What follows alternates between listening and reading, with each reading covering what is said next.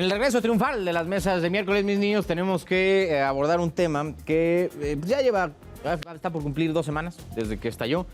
Y pues es nada más un síntoma de un conflicto que lleva no décadas, no siglos, sino milenios en ese mismo territorio. Diferentes nombres, diferentes grupos de personas han estado ocupando ese mismo territorio, pero que hoy ya pues, estalló en algo pues mucho más grande, mucho más grave. Está con nosotros el doctor Adalberto Santana, él es investigador de la UNAM en temas de política internacional, junto con el maestro Agustín Berea, académico de la Universidad Panamericana, experto en temas de Medio Oriente, Asia y África, para pues, meternos, ¿no?, a esta gran maraña, ¿no?, que es sin duda el conflicto de Israel con Palestina, ¿no?, específicamente en este caso con Hamas. Y mi estimado doctor Adalberto, usted nunca hemos tenido el gran placer de tenerlo aquí presencial. Entonces me gustaría al menos empezar con usted, si nos da como una especie, yo sé que es algo ambicioso de mi parte pedirle una especie de resumen o contexto en cuanto a este conflicto, ¿no?, en específico, pero sí pues algo básico, somero, para entender Digamos, primero agradecerte la invitación, ¿no? Cuando quiera. Hablemos de tú, porque este es un programa pues, bueno, bastante estamos ameno. apenas agarrándonos confianza, doctor. No lo hagamos tan serio, dijéramos más sí. Amigable, dijéramos, ¿no? En efecto, es un conflicto que viene desde la antigüedad. Antes de Cristo viene desarrollándose el conflicto y estalló, dijéramos, en el momento de nuestro tiempo, en una nueva guerra que se expresa en Medio Oriente, en una zona que es en general conflictiva. Los recursos del petróleo que ahí se encuentran, la ubicación estratégica, conflictos religiosos que existen. Pensemos ahora cuando viene la población mexicana, que fue el avión o los aviones a recoger, pues muchas de estas personas son mexicanos creyentes en la religión católica o cristiana, y por lo tanto van a los lugares santos. Los lugares santos están en Cisjordania, por ejemplo Belén, Jerusalén, etcétera, etcétera, y les toca el conflicto.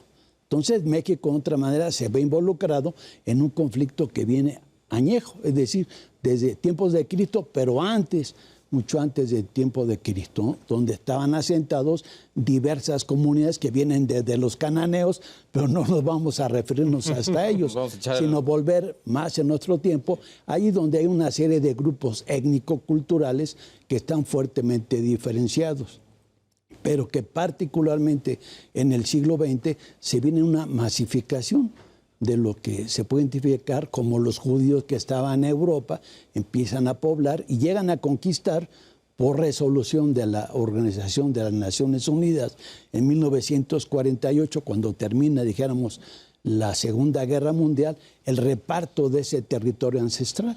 Y les toca... Que justo vi el mapa de cómo tenían planeado repartir, que es la cosa más impráctica del planeta. Así es. O sea, es ridículo pensar que, digo, perdón a toda la gente que se involucró, ¿verdad, señora ONU?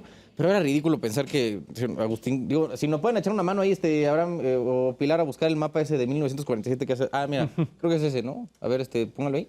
Sí, ahí estamos. Es impráctico pensar en... Bueno, esa es la expansión de... Pero lo verde, dijéramos, es Palestina en términos históricos y generales, ¿no?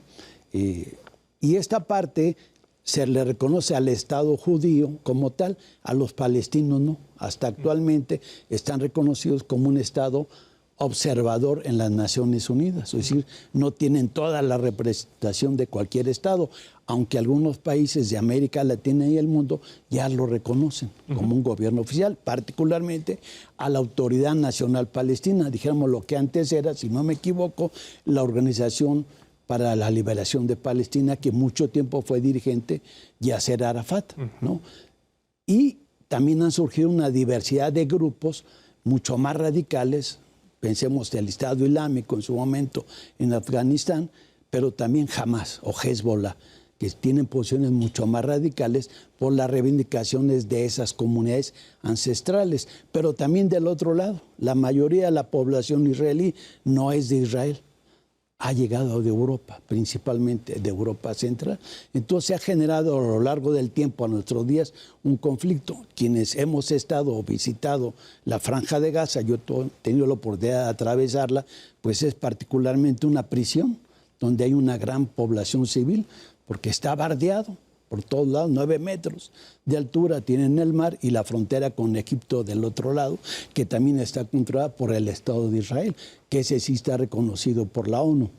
La otra parte palestina es Cisjordania, que está en el norte, digamos, de Israel, ¿no?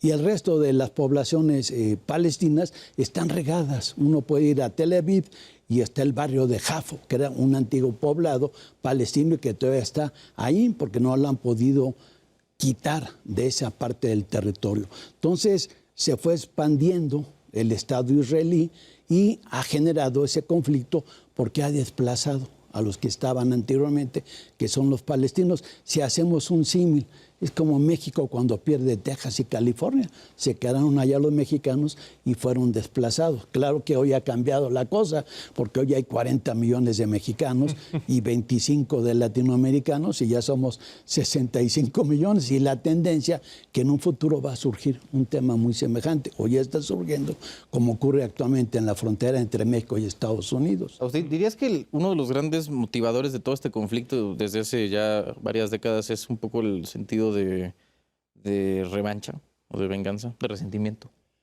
De ambos lados, o sea, estoy hablando tanto del Estado de Israel como de Palestina.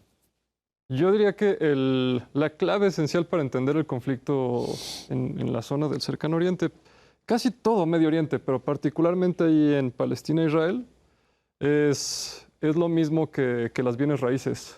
Location, location, location. Las tres cosas importantes son la ubicación. Y aquí uno de los temas es que una manera de entender el conflicto no es tanto, o sea, sí revancha, pero digamos que un conflicto que nunca muere porque a las partes no se les acaba las ganas de pelear. Y entonces creo que eso es lo que estamos viendo y que a ninguno de los dos, a los dos les queda muchísima pila. Entonces dices, bueno, ahorita entra un episodio de violencia de alta intensidad, donde pueden haber muchísimas muertes, y aunque digas, eliminamos a todos los combatientes de Hamás, eso no quiere decir que se acabe la pelea, porque la guerra se acaba no cuando matas a las tropas, sino cuando les quitas las ganas de pelear. Y entonces sí, desde particularmente después de la Segunda Guerra Mundial, desde el Protectorado Británico y después de todo lo que sucedió, las dos partes han tenido sus, digamos, reclamos, y sus reclamos son incompatibles, absolutamente incompatibles, especialmente porque son reclamos sobre territorio y no puedes ponerlos unos sobre otros. Entonces, digamos que es eso, tu negociación, la base de tu negociación es algo que no puedes renunciar. Por eso te vas a la guerra, porque dices, esto ya no lo podemos negociar. Vamos a ver quién. Es un tema de física básica, ¿no? Dos cuerpos no pueden ocupar el mismo espacio, entonces ya ahí se vuelve un tema bastante canijo.